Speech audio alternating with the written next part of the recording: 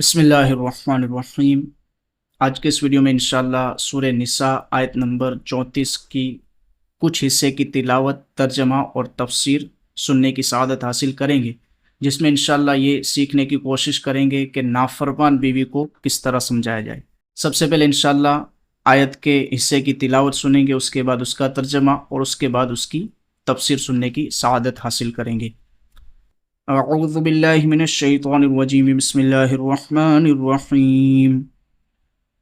واللاتی تخافون نشوزہن فعظوہن واہجروہن فی المضاجع واضربوہن فإن اطعنکم فلا تبغوا علیہن سبیلا، جس کا ترجمہ کنز ایمان ہے۔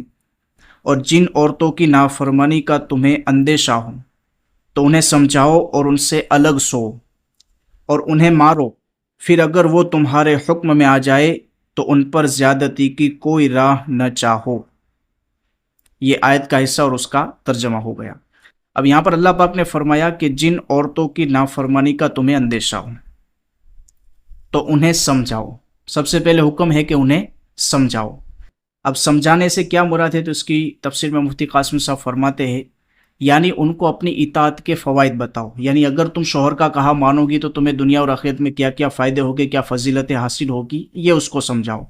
اور نافرمانی کی وعید سناؤ کہ اگر تم نے نافرمانی کی تو دنیا اور آخرت میں تمہیں کیا نقصان ہوگا، آخرت میں تمہیں کیا سزائیں بھگتنا پڑے گی۔ آگے اللہ پاک فرماتا ہے اور ان سے الگ سو۔ سمجھانے سے بات نہیں بن رہی تو اب حکم ہے کہ ان سے الگ سو، ان سے بستر الگ کر لو، حق زوجیت ان سے روک لو۔ اب اگر سمجھ جاتی ہے تو ٹھیک ہے، لیکن آگے اگر اب بھی بیوی نہیں مان رہی تو آگے حکم ہے اور انہیں مارو، یعنی پہلے سمجھانے کا حکم ہے، پھر ان سے الگ سونے کا حکم ہے، اب اگر نہیں مان رہی تو اب مارنے کا حکم ہے۔ اب مارنے سے بہت سارے لوگ خوش ہوں گے کہ بھئی اتنے سالوں سے میں مار رہا تھا تو بڑا اچھا کام کر رہا تھا، جائز ہے، قرآن سے ثابت ہے، لیکن مارنے سے وہ مار مراد نہیں ہے۔ مفتی صاحب فرماتے ہیں کہ مارنے سے وہ مار مراد نہیں جو ہمارے یہاں جاہلوں میں رائج ہے، کہ منہ کے گھوسے سے مارتے ہیں، بدن کے کسی بھی حصے پر مارتے ہیں، لہو لہان کر دیتے، ہاتھ پاؤں فریکچر کر دیتے، یہ مارنا حرام ہے۔ بلکہ مار سے وہ مار مراد ہے کہ ہاتھ یا مسواک جیسی ہلکی چیز سے مارا جائے اور چہرے اور نازک انگوں پر نہ مارا جائے، وہ مار مارنا جائز ہے۔ جو مار آج کل ہمارے یہاں رائج ہے کہ باقاعدہ بعض لوگوں نے تو کچھ ہتھیار بھی رکھے ہوتے ہیں بیوی کو مارنے کے لیے، تو یہ مردان کی نہیں ہے، بلکہ یہ تو مفتی صاحب فرماتے ہیں کہ ظلم ہے اور حرام ہے۔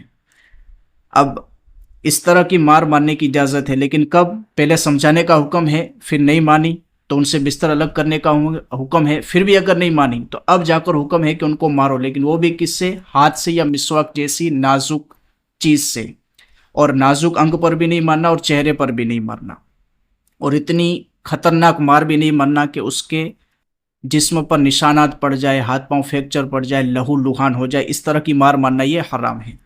پھر آگے اللہ پاک فرماتا ہے اگر وہ تمہارے حکم میں آ جائے تو ان پر زیادتی کی کوئی راہ نہ چاہو، یعنی سمجھانے کے بعد یا الگ بستر کرنے کے بعد یا معمولی مارنے کے بعد عورت سدھر گئی، وہ غلطی اس نے چھوڑ دی، تو اب حکم یہ ہے کہ اب اس کو معاف کر دیا جائے، اب اس کو معاف کر دیا جائے۔ اب ایسے بہانے نہ تلاش کیے جائے کہ بیوی کو کسی طرح دوسری بار فولٹ میں لے کر ماروں۔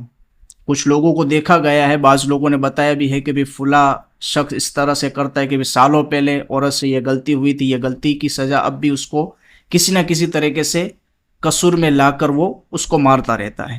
تو اس چیز کو اللہ پاک نے منع فرمایا کہ اگر وہ تمہارے حکم میں آ جائے تو ان پر زیادتی کی کوئی راہ نہ چاہو، یعنی عورت اگر تمہارے حکم میں آ جائے، کہا مان لے، تو اب پچھلی بات کو لے کر اس کو نہ ڈانٹو، اس کو نہ مارو اور اس پر زیادتی کرنے کا کوئی راستہ تلاش نہ کرو۔ تفسیر میں ہم نے سیکھا کہ عورت کو کس طرح سمجھانا ہے۔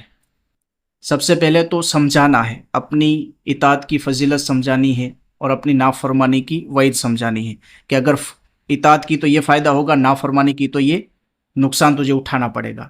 اگر پھر بھی بیوی نہیں مانتی تو ان سے بستر الگ کرنا ہے، پھر بھی اگر نہیں مانتی تو مارنے کا حکم ہے، لیکن وہ بھی کس سے؟ ہاتھ اور مسواک جیسی نازک چیز سے۔